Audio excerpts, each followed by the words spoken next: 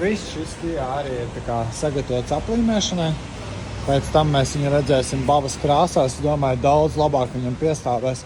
Varbūt vienīgais vēlāk kaut kas ar tiem diskiem ir jāizdomā, jo šāda disku krāsa ne visai labi pie tā dizaina izskatās.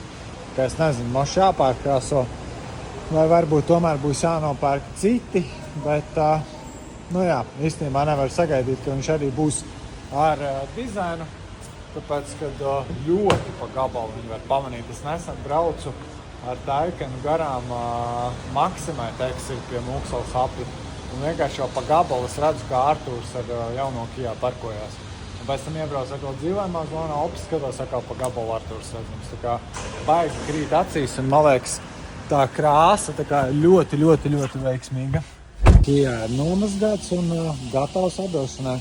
Man pat īstenībā ļoti patīk, kā viņš izskatās balts. Viņam piestāv īstenībā šitā krāsa.